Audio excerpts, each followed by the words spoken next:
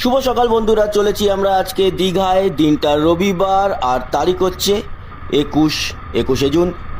চললাম second bridge থেকে, এবং সেকেন্ড ব্রিজ পেরোনোর পর আমরা খানিকটা জ্যামে পড়েছিলাম, তবে খুব একটা বেশি তার জন্য অসুবিধা হয়নি। কিন্তু আমাদের দীঘা পৌঁছাতে লেট হয়ে গেছে অবশ্যই ঘন্টাখানেক এই জ্যামটার জন্য। এখানে আমি বলে রাখি ভিডিওটা শুরুর আগেই যে আজকে আমরা দীঘা যাচ্ছি, এবং আমাদের যা টার্গেট তাতে দীঘায় আমরা 3টে জায়গায় ভিজিট করব, এবং সেটা হচ্ছে দীঘা মোহনা এবং ওল্ড দীঘা এবং new Digha.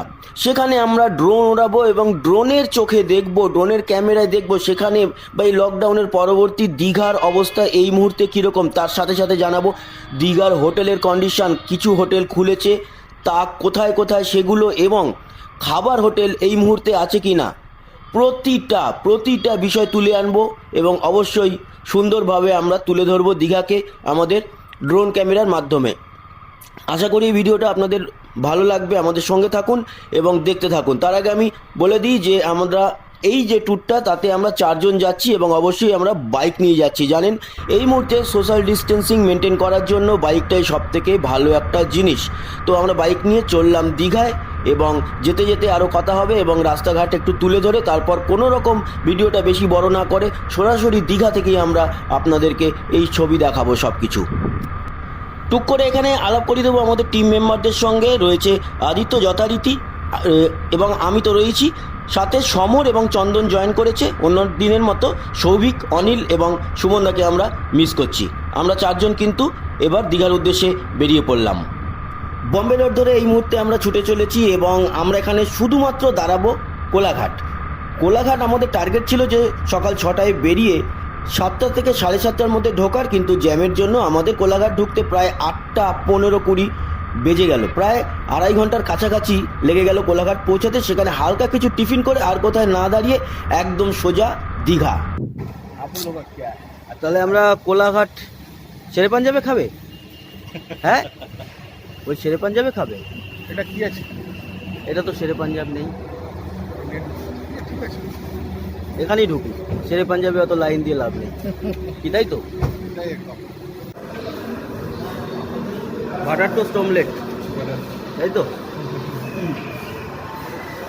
Favourite, all time favourite. আমাকে এখনো অমলেটটা দিয়ে যায়নি। বাটার টোস্ট, বাটার টোস্ট আর অমলেট একদম। টিফিন পর্ব সাঙ্গ করে আমরা এগিয়ে চলেছি এবং সরাসরি দীঘায় যাব। তার আগে প্রথমেই আমরা দীঘার এন্ট্রি গেটের আমরা একটু ড্রোন উড়িয়ে ছবি তুলব। এবং এখানে বলে রাখি, আমরা রাস্তায় যেতে যেতে 2-1টা গাড়িকে দেখলাম যারাও দীঘার উদ্দেশ্যে যাচ্ছে, কিন্তু সবারই টার্গেট একটাই যে দীঘায় থাকবো না, সকালেই যাব এবং বিকালের মধ্যে আবার ব্যাক করব। আর প্রায় আমাদের কোলাঘাট থেকে বেরোতে লেগে গেল 9টা। আশা করছি 11টা থেকে 11:30টার মধ্যে আমরা দীঘা পৌঁছে যাব।